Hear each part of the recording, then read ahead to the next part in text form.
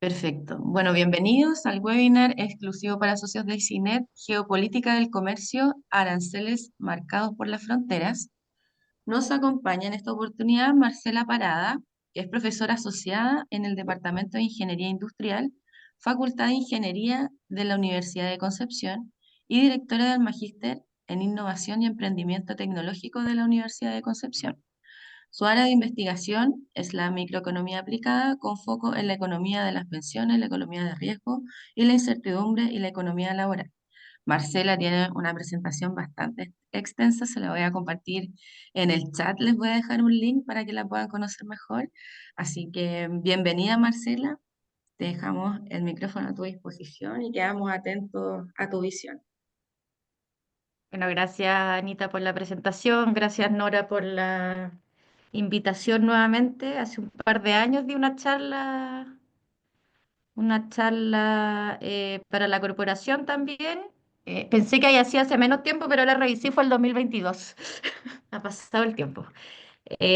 Bueno, la presentación de hoy día es un poco darle un contexto económico y un contexto político a la guerra comercial, como se la ha denominado las últimas semanas, iniciada por los cambios en las políticas de aranceles en Estados Unidos. Eh, un poco para que estemos todos en la misma página. Un arancel es básicamente un impuesto que un país pone a productos que vienen de otros. Aranceles han existido por varios siglos en todo el mundo, pero la tendencia ha sido a ir disminuyéndolos, dado el aumento del comercio internacional. Entonces, hoy día el mundo y la actividad económica en el mundo existe gracias al comercio internacional. Varias décadas atrás las economías eran cerradas, industrializadas hacia adentro, que fue, por ejemplo, el proceso que vivió Chile en los 1940, 1950, que fue un poco una respuesta de los países desarrollados para recuperarse después de la Segunda Guerra Mundial. Después de la Segunda Guerra Mundial, muchos países quedaron con destrucciones, ¿cierto? Devastaciones económicas, las industrias caídas. Entonces ahí empezaron procesos de lo que se llama la industrialización hacia adentro. Y en ese momento el mundo básicamente estaba separado por fronteras en términos comerciales.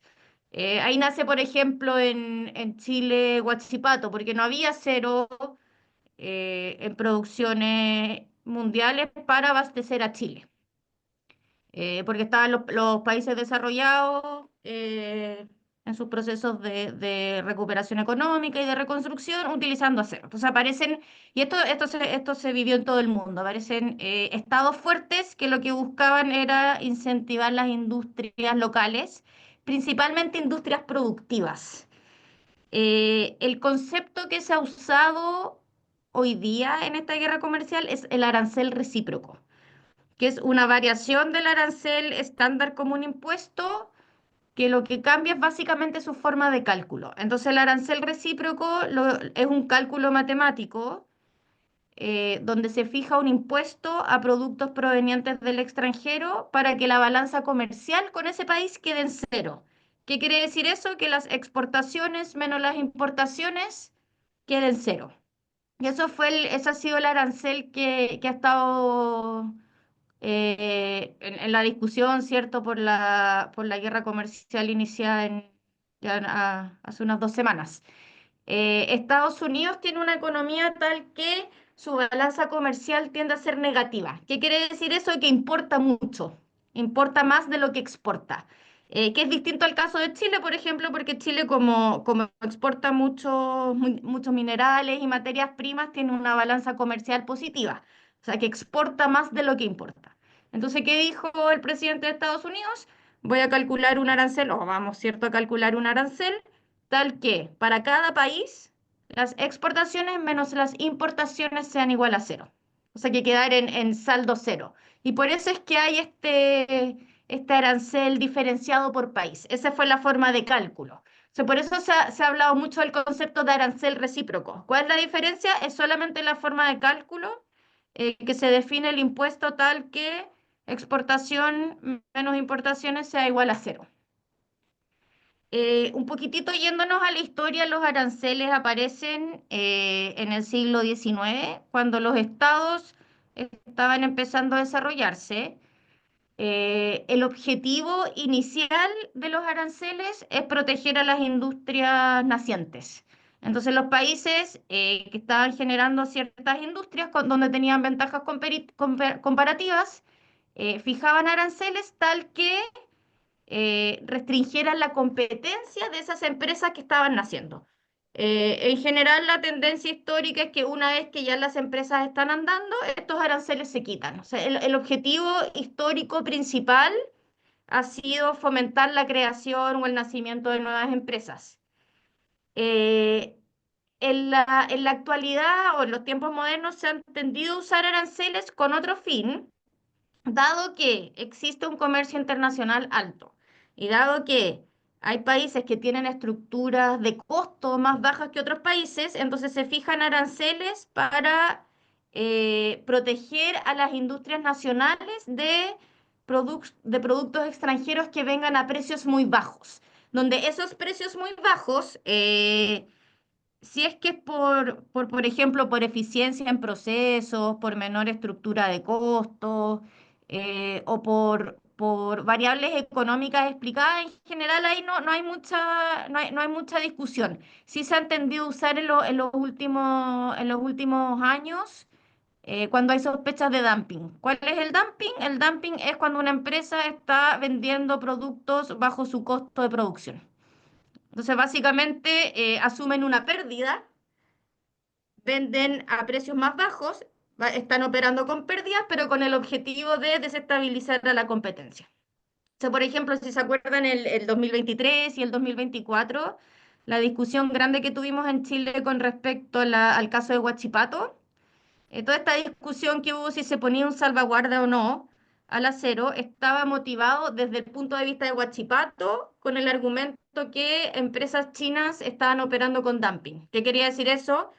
En términos técnicos, que estaban vendiendo, la hipótesis era que estarían vendiendo acero bajo el costo de producción. ¿Y cuál era el objetivo de eso? Desestabilizar la competencia en los países donde están operando, tal de ir ganando posición de mercado, poderes dominantes. Para eso se han usado los aranceles en los tiempos modernos. Eh, Aquí hay dos conceptos que han aparecido bastante en la discusión. Yo lo he leído varios en prensa escrita en el mundo, lo he visto también en los análisis internacionales o análisis políticos, que son el concepto del proteccionismo y el mercantilismo. Entonces, la semana pasada aparecieron unos economistas clasificando a Donald Trump como mercantilista. Entonces, les quise recordar esos conceptos porque esas son las cosas que uno estudia en historia universal en algún momento de la vida, pero después uno se olvida un poco del detalle. Pero básicamente el mercantilismo es una corriente económica muy antigua, o sea, de siglo XVII, siglo XVIII, donde la riqueza de los países estaba definida por la cantidad de metales preciosos, o sea, por la cantidad de oro que tenían los países en la reserva, la cantidad de plata, etcétera. Sí tenían una característica importante, es que esta política, esta tendencia económica nace con el objetivo de crear naciones fuertes y naciones, en ese tiempo eran naciones-estado. Entonces pensemos en algo así como Luis XV en Francia, donde la figura del rey era el Estado y era una imagen potente. Esa es un poco la referencia histórica del mercantilismo. Entonces se ha hablado mucho que en realidad lo que se está tratando de hacer con esta guerra comercial es enaltecer la figura de Estados Unidos y del presidente propiamente tal como potencia económica. El mercantilismo escapa un poco ya de los conceptos modernos de economía, o sea, no es una forma de competir en la actualidad. Por eso les hice esta pequeña referencia histórica para un poco dar el contexto que las políticas de aranceles muy elevadas son un poco tendencias que se usaron en la historia, pero ahora es anticuado. No estamos en el mismo contexto económico que en los momentos en que se justificaban este tipo de políticas. Eh, entonces, el mercantilismo un poco tiene esta referencia que hay una figura muy importante y es enaltecer la figura. En términos de clasificación de las políticas, estas son políticas proteccionistas que lo que buscan es proteger las industrias nacionales. Entonces, el argumento que se ha dado desde Estados Unidos para la fijación de aranceles es básicamente promover la producción o proteger y aumentar la producción en Estados Unidos, o sea, no depender de producciones extranjeras. Estados Unidos tiene industrias clásicas que en las últimas 2 o 3 décadas un poco han bajado su competitividad a nivel internacional. Pensemos, por ejemplo, en los autos americanos. O sea, históricamente los autos americanos eran reconocidos, tenían una participación de mercado importante en el mundo, pero sí son más costosos de producir. Que han hecho muchas empresas para no bajar su competitividad, han tercerizado procesos en Asia, donde los costos de producción son más bajos. Eh, Eso ha generado que ya no sea Estados Unidos por sí solo el que pueda producir la típica camioneta americana, que es un símbolo un poco para los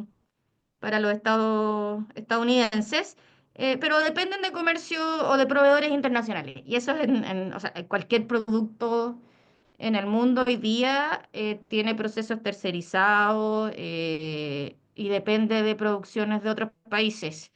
Hay un caso emblemático el año pasado de la Mercedes-Benz en Alemania, donde la Mercedes-Benz trabajaba con otra empresa alemana que le fabricaba el logo de la Mercedes-Benz, el circulito que va en los autos. Eh, Esa empresa en Alemania quebró porque básicamente tenía costos operacionales muy altos asociados a mano de obra. O sea, era una empresa cara porque Alemania tiene políticas de protección al empleo en estándares altos, entonces eso les hace aumentar los costos de producción. Pero en realidad la Mercedes-Benz le dio lo mismo, porque antes de que esa empresa quebrara ya había mandado a hacer los logos a China. O sea, esa es un poco la dinámica de comercio internacional hoy día. La motivación de generar aranceles es una cosa más política que económica. Desde el punto de vista económico no tiene mucha racionalidad, dado cómo es el mercado hoy día. Ahora, si Estados Unidos es un país que protege a su industria, eh, es un país que fomenta las producciones locales. Por ejemplo, hay subsidios importantes en Estados Unidos para la producción de trigo. Los americanos no usan azúcar. Por ejemplo, la Coca-Cola americana no tiene azúcar, por eso tiene otro sabor. Que un poco uno dice, ¿por qué la Coca-Cola gringa no tiene azúcar? Porque en algún momento se dieron cuenta que las producciones de maíz en Estados Unidos estaban perdiendo competitividad. Entonces crearon una ley que dice que se reemplaza el azúcar por un jarabe de maíz, que es un endulzante. Y con eso generaron demanda a partir de una política por un producto que es de producción interna. El maíz también, por ejemplo, lo compran las Fuerzas Armadas de Estados Unidos.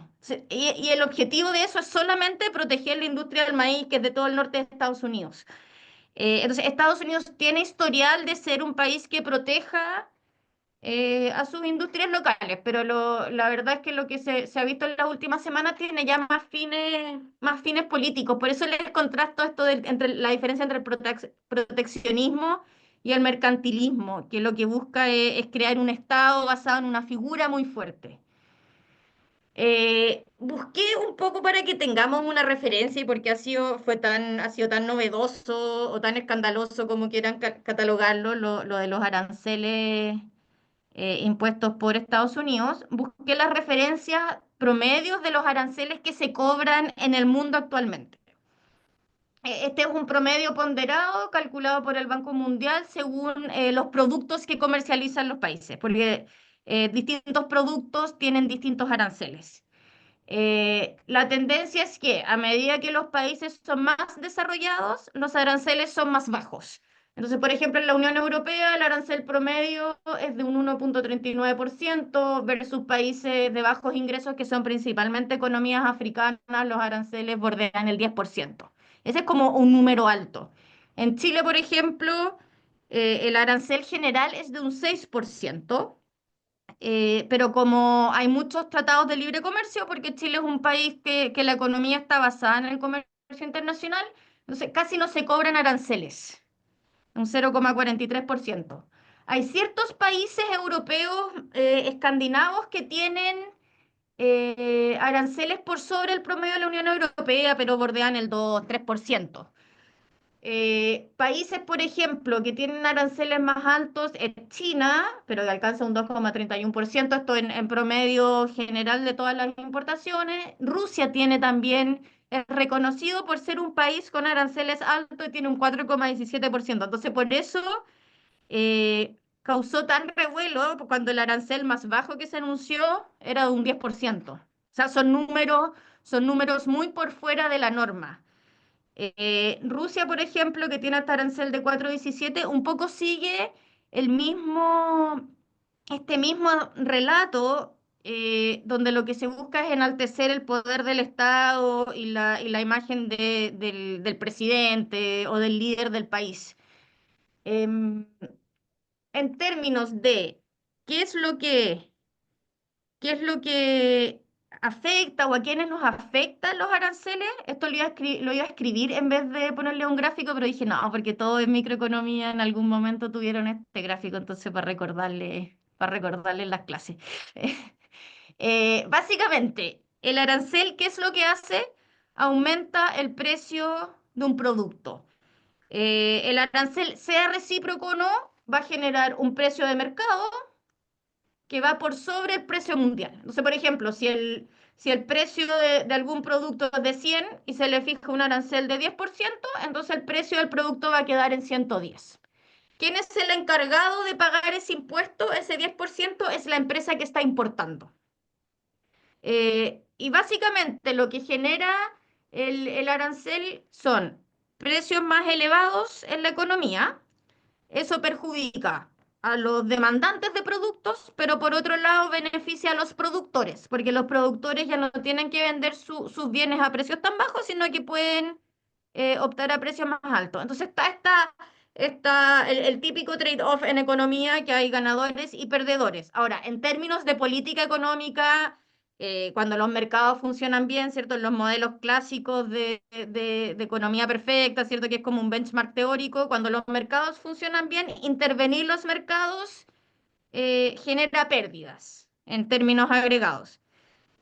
Cuando en los mercados hay fallas, por ejemplo, cuando hay dumping, que ahí nos escapamos de mercados que funcionan bien, entonces las intervenciones económicas, en este caso los aranceles, lo que generan eh, es solucionar ese problema económico. Ahora, si tenemos una economía que está funcionando en equilibrio y que no hay dumping, entonces el arancel lo que va a generar sí una pérdida social, pero los mayores perjudicados van a ser los demandantes, o sea, a los productores, dependiendo del productor, le puede convenir porque va a vender sus productos en el mercado nacional a precios más altos, pero si el productor, por ejemplo, exporta sus productos, no necesariamente le va a convenir el arancel.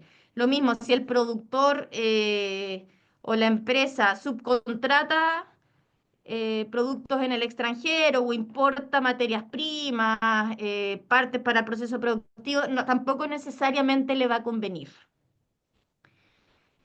Em, un poco cómo se definieron estos aranceles recíprocos en Estados Unidos. Se utilizó una fórmula de un paper. No sé si vieron esa noticia la semana pasada, porque hubo como una cadena nacional de analistas y economistas conversando. Pero apareció un economista en Estados Unidos que es un macroeconomista relativamente famoso y dijo, me di cuenta que usaron mi fórmula, pero la aplicaron mal. Entonces fue, por supuesto, noticia en todas las cadenas de noticias de Estados Unidos, que no fuera Fox.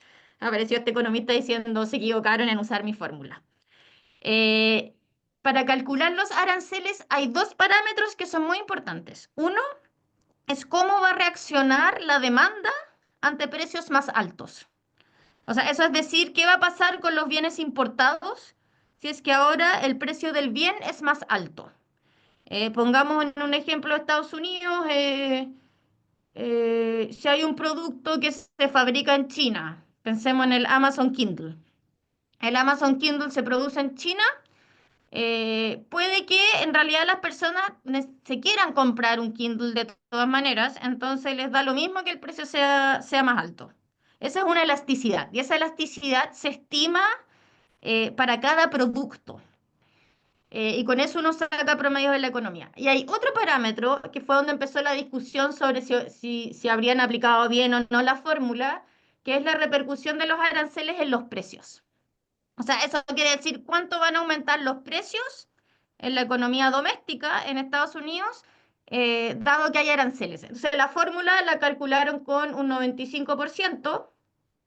No, perdón, la calcularon con un 25%. O sea, los economistas de la Casa Blanca dijeron, si fijamos aranceles, todos estos aranceles que son diferenciados por países, en promedio los precios van a aumentar un 25%. Y con eso calculan el arancel. Apareció el economista dueño de la fórmula de decir, no, es que ese parámetro no es 25%, es 95%. O sea, los precios casi se duplicarían. Y aquí es donde empezó la discusión.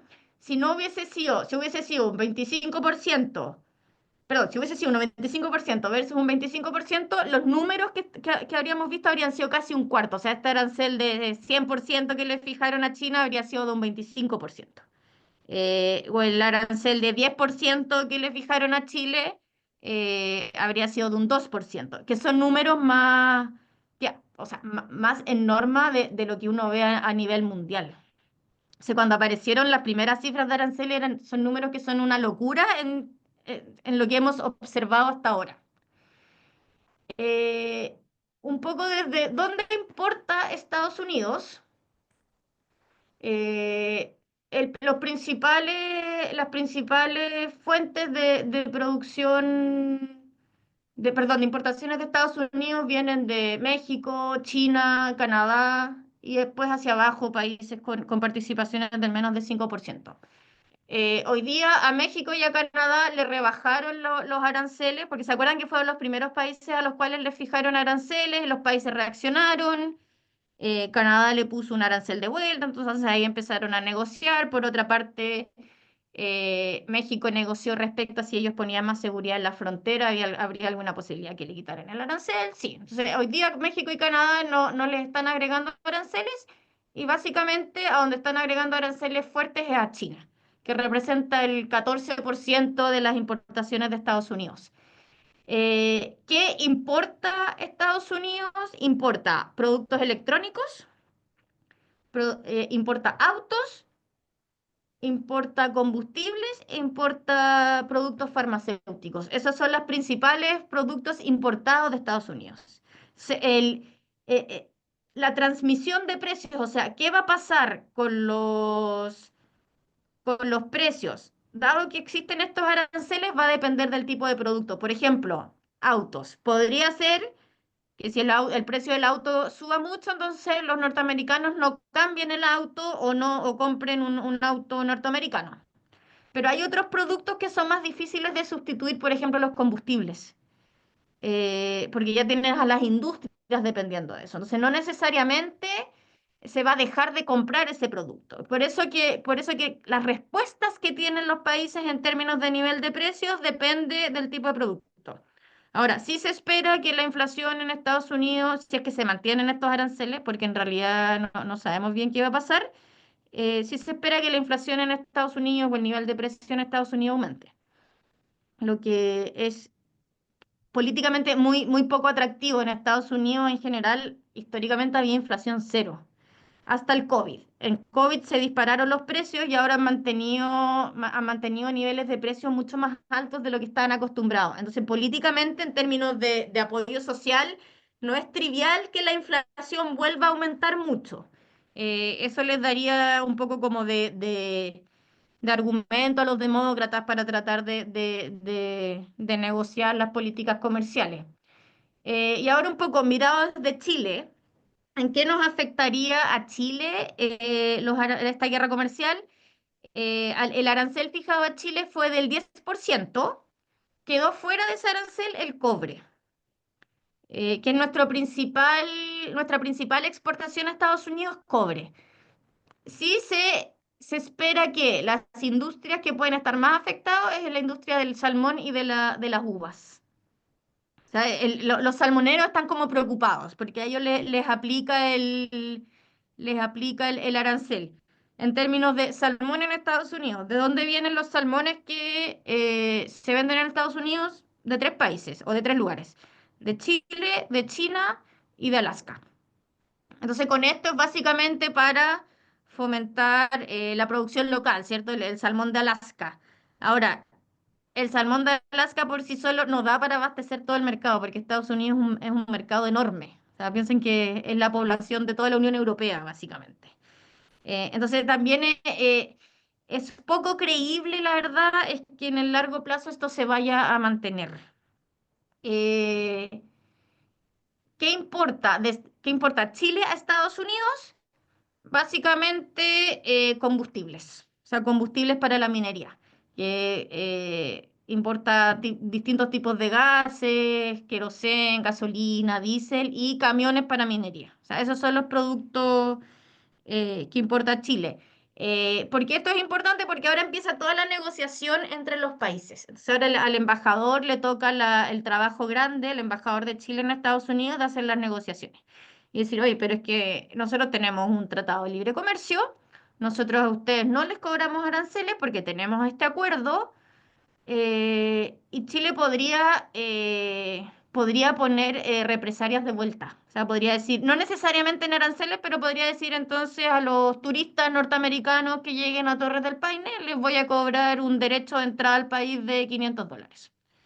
O sea, son represalias en el fondo por eso se llama la guerra comercial, porque estos aranceles muy altos invitan a que los países tengan que ponerse mano firme con respecto a alguna dimensión. Ahora, Chile, como es un país pequeño, no tiene mucho pie para ir a negociar solo a Estados Unidos.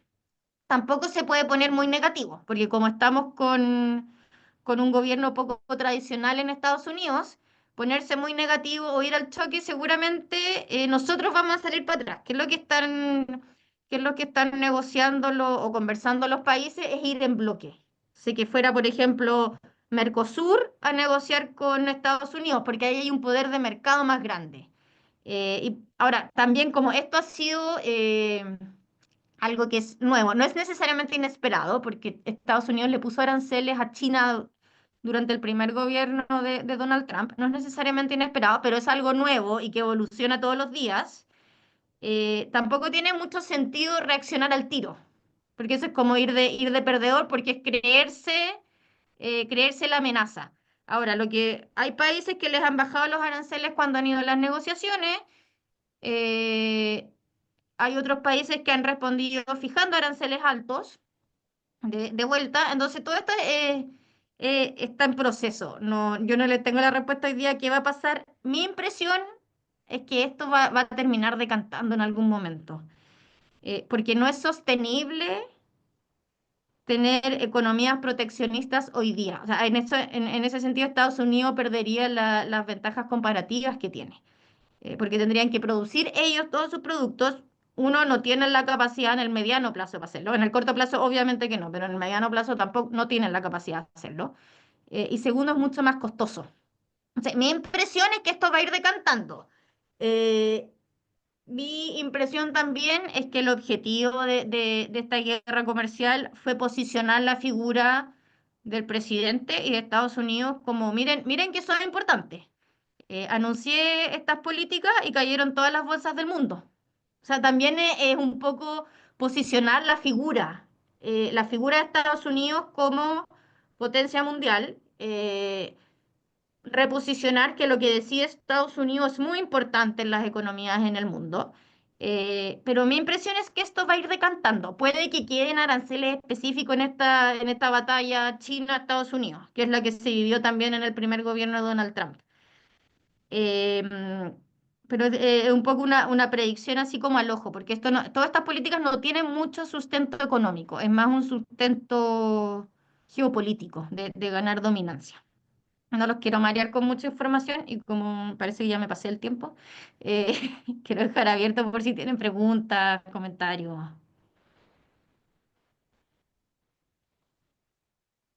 Oye, en primer lugar, espectacular la presentación, Marcela. Te agradezco que hayas partido del principio, tal como dijiste tú, haciendo un recuerdo para la mayoría de los conceptos básicos que nos permitieron seguir avanzando en tu charla. Así que lo primero, muchas gracias a ti y muchas gracias de la manera que hiciste esta presentación.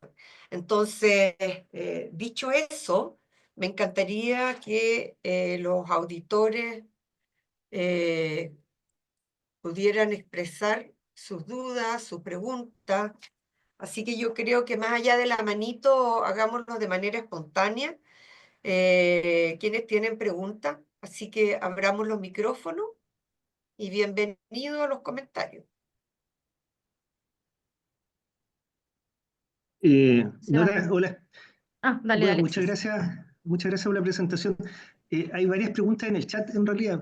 Por ejemplo, en el caso mío estoy en la pega, entonces prefiero hacerla por chat. Ya, yo Ningún voy a problema, enviar- yo la digo, Alexis. La voy a buscar. Acá está. Acá está, ya. Dice, independiente que retiren los aranceles, ¿el daño ya está hecho? Es una pregunta.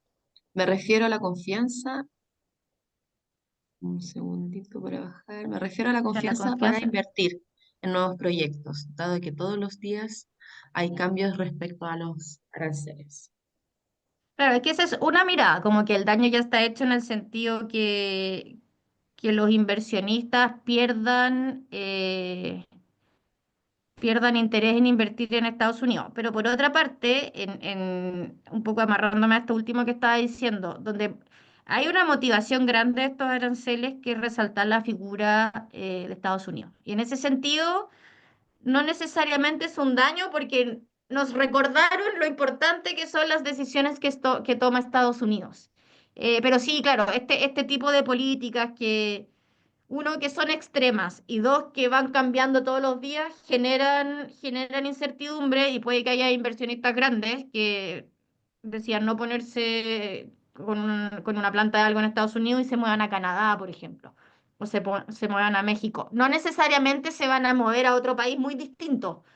Eh, Porque también las decisiones son estratégicas en el sentido geográfico, pero sí puede desincentivar ese nivel de decisiones finas y moverse un poco, o sea, Canadá no es mucho más arriba, entonces moverse un poco en el margen puede pasar, sí.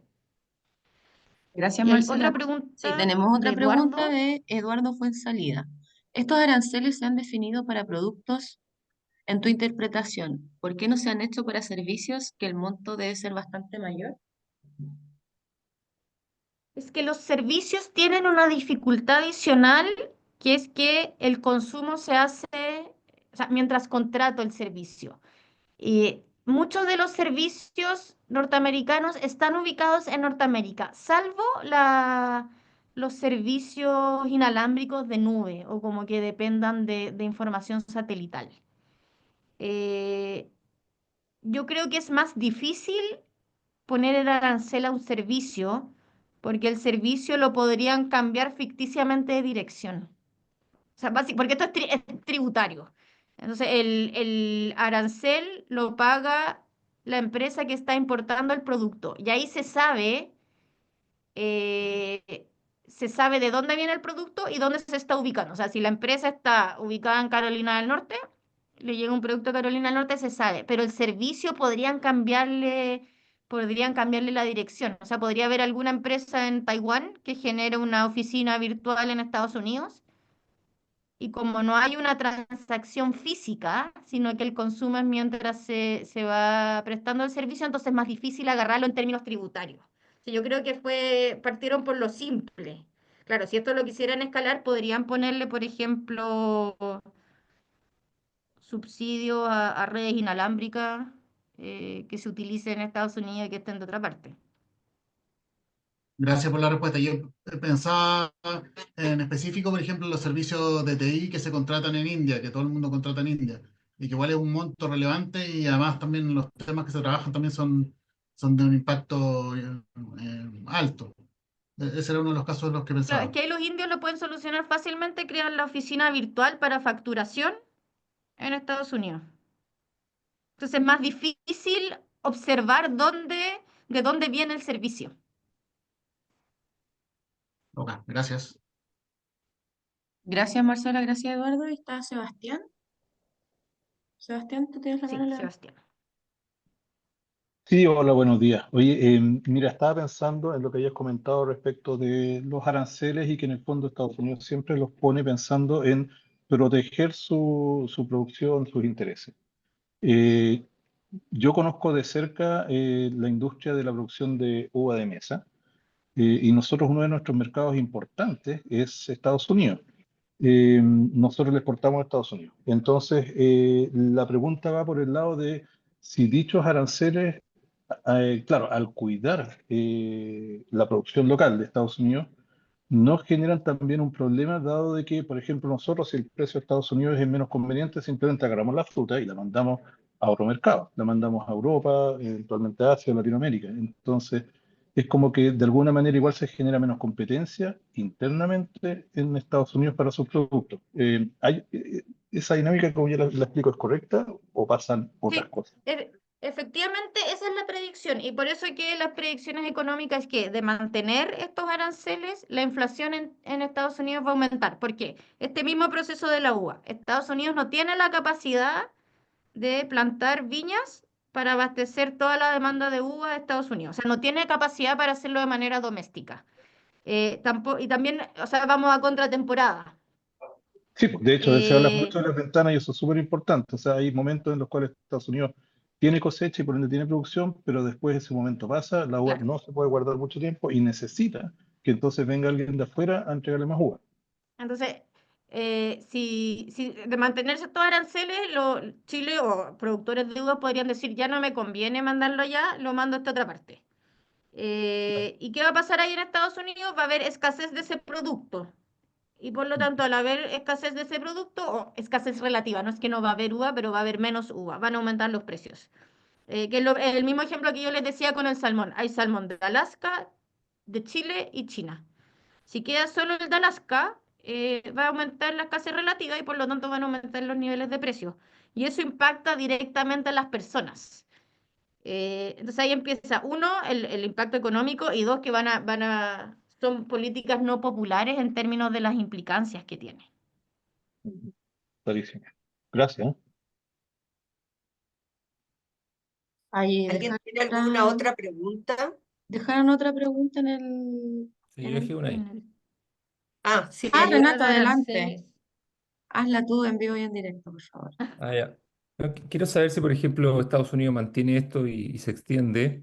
Quiero saber si puede haber efectos colaterales de distorsión de precios, del comercio entre Chile y otras naciones, por ejemplo, con la Unión Europea. Nosotros compramos todos los meses productos a varios países de Europa, entonces quiero saber si eso puede repercutir. Sí, o sea, políticamente, supongamos que estos aranceles se mantienen, que Chile intente hacer las gestiones de negociación y no funcionan. Hay una decisión geopolítica sobre quién quiere que sean tus aliados. Entonces, de mantenerse en un mal escenario, que Chile no sea capaz de negociar, Chile podría como aliarse con la Unión Europea, que están indignados con estos aranceles. Ahora, a Chile en general, como somos un país pequeño, como somos un país que dependemos del comercio internacional, tampoco nos conviene mucho irnos al choque con Estados Unidos y romper relaciones. No, no es algo que nos convenga porque tenemos mercados que dependen mucho de la demanda de productos de Estados Unidos. Eh, eh, entonces, está como esta cosa de negociación. eh, Chile podría decir, me enojé con Estados Unidos, no negociamos más con Estados Unidos y nos aliamos a la Unión Europea. Pero no, eso no va a ser una ganada en términos de comercio internacional, porque se va a enojar Estados Unidos de todas maneras es un socio estratégico para Chile. Nos conviene también tenerlos de aliados, nos conviene a nosotros como país pequeño, que no tenemos capacidad de negociación grande. No nos conviene irnos al choque con ningún país en general. O sea, nosotros tenemos comercio importante con Estados Unidos, con la Unión Europea y con China. E idealmente nosotros queremos mantener las mejores relaciones con esos tres bloques. Súper, muchas gracias. Sebastián, el último, Sebastián, ¿te parece? Para que terminemos estos interesantes 45 minutos con Marcela. Ya, mira, voy a hacer una pregunta que se sale completamente de lo que estábamos hablando de temas económicos y cosas así, o quizás no, pero igual. Quiero consultar ahora mirando en un espectro amplio, desde, digamos, una mirada bien desde arriba, si está la impresión de que quizás toda esta movida que hace de los aranceles Trump, de alguna manera podría tener la intención, o no, de bajarle el perfil o quitarle notoriedad a los otros tipos de conflictos que hay en el mundo. O sea, hay que recordar que hasta hace un poco tiempo atrás lo de Ucrania todavía hacía cierto ruido y queda fuera de la agenda. Lo de Israel en su momento hizo ruido y parecía que iban a pasar cosas, algo decía Trump con Elon Musk ahí en la playa y de repente también sale del mapa y se transforma todo el foco en este tema de la guerra comercial. Sí, puede ¿Podrá ser haber? también. Ujú. Claro, o sea, me Hay pregunto un- si, porque al final igual pareciera que esta cuestión de la guerra comercial, como está con el tejo tan pasado, podría incluso ser algo ficticio. Mal que mal, tiró el tejo pasado y de hecho rápidamente ha enrollado de vuelta. Claro, ¿no? Y eventualmente que diga ya, a todo le vamos a fijar 2% de arancel. Sí, puede ser, Nada, como que no, nadie alegaría mucho. claro, y cambia todo un poco. Sí, puede ser eso también. Hay un libro, no me acuerdo cómo se llama ahora en este momento, pero hay varios libros que se escribieron del primer gobierno de Trump, se los voy a mandar con Anita el título, que básicamente analizan las estrategias periodísticas que utilizó la Casa Blanca, que tienen estudiados los temas. Entonces lanzaban temas para ir quitando la atención o poniendo la atención en ciertos focos. Entonces también es difícil saber desde afuera qué es lo que están pensando y qué es lo que están planificando. A veces uno se queda con la impresión que muchas de las cosas que salen de la Casa Blanca no necesariamente fueron planificadas, pero seguramente sí están planificadas con algún sentido que nosotros no entendemos, porque tienen un montón de asesores que son periodistas y que están analizando los datos de media. Entonces sí, puede ser que tiene sentido quitar la atención sobre ciertos temas. Yo creo que está más asociado en enaltecer la figura del presidente y del país. O sea, porque Estados Unidos ha ido perdiendo competitividad en el mundo, o sea, versus los asiáticos. Y todos los países desarrollados han ido perdiendo competitividad versus los asiáticos. O sea, que la Mercedes-Benz, que el símbolo alemán esté comprando el logo en China, era impensado antes. Entonces también yo creo que va más por ahí, para decir, oye, no se olviden de nosotros, nosotros seguimos siendo importantes, nosotros salvamos las dos guerras mundiales, gracias a nosotros se vivieron ciertos procesos geopolíticos en los 70 y 80, etcétera. Bueno, gracias. Gracias, Marcela. Nora, para cerrar. Bueno, reitero mi agradecimiento, Marcela, y como siempre, espectacular, en el sentido de que quedamos bastante actualizados. Y lo segundo, agradecerle las preguntas, porque yo creo que la conversación ha estado súper, súper enriquecedora.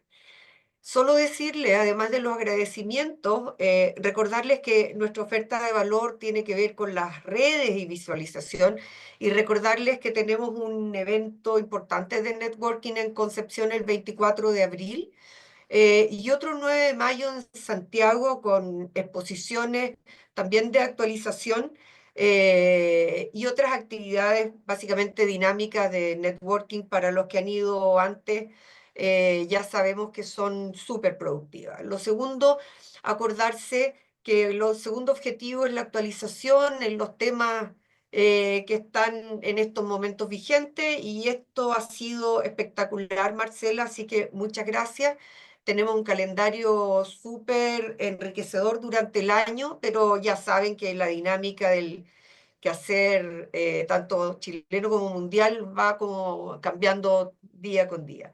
Y por último, todas las oportunidades de negocios y los negocios que están haciendo entre ustedes se van a ver también potenciados por las actividades que vamos a tener durante el año. Ya les hemos contado, el 2025 viene súper potente, así que una vez más, Muchas gracias Marcela.